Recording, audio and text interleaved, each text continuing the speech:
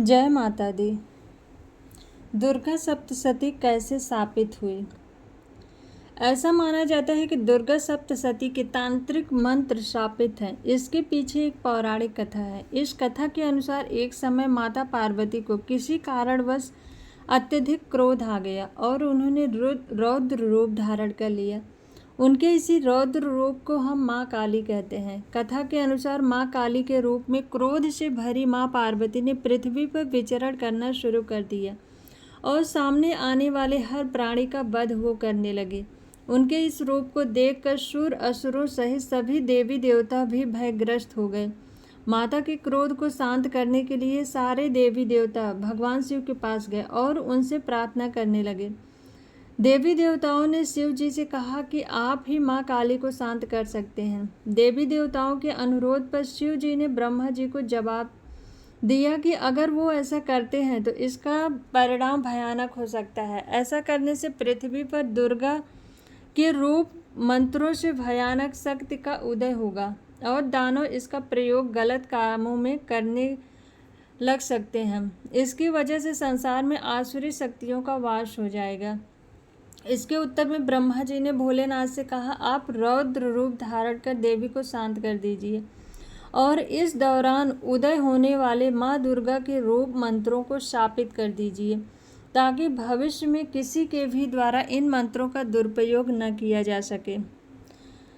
इस दौरान वहाँ भगवान नारद भी मौजूद थे। उन्होंने ब्रह्मा जी से पूछा कि हे पितामह, अगर भगवान शिव ने उदय होने वाले माँ दुर्गा के सभी रूप मंत्रों को स्थापित कर दिया तो संसार में जिसको सच में देवी के रूपों की आवश्यकता होगी वे लोग दुर्गा के तत्काल जागृत मंत्र रूपों को पाने से वंचित रह जाएंगे। उन्हें ऐसा क्या उपाय करना होगा जिससे वो इन जागृत मंत्रों का फायदा उठा पाएंगे? नारद जी के इस सवाल के जवाब में भगवान शिव ने दुर्गा सप्तशती को शाप मुक्त करने की विधि बतलाई जो कि नीचे बताई गई है। जो व्यक्ति इस विधि का अनुसरण नहीं करता है और इसके बिना दुर्गा सप्तशती के वशीकरण, मारण और उच्चाटन जैसे मंत्रों को सिद्ध करने की कोशिश करता है उसे दुर्गा सप्तशती के पाठ का पूरा लाभ प्राप्त नहीं होता है। दुर्गा सप्तशती शाप मुक्त की विधि। शास्त्रों के अनुसार जो व्यक्ति माता दुर्गा के रूप मंत्रों को किसी अच्छे कार्य के लिए जागृत करता है उसे सबसे पहले दुर्गा सप्तशती को शाप मुक्त करना पड़ता है। दुर्गा सप्तशती को शाप मुक्त करने के लिए सर्वप्रथम नीचे दिए गए मंत्र का 7 बार पाठ करना चाहिए। ओम ह्रीं क्लीं श्रीं क्रां क्रीं चांडिका देव्यै शाप नाशाग्रहं कुरु स्वाहा। इस मंत्र का उच्चारण करने के बाद नीचे दिए गए मंत्र का उच्चारण 21 बार करना चाहिए। ओम श्रीं क्लीं ह्रीं सप्तशती चंडिके उत्कीलनम कुरु स्वाहा।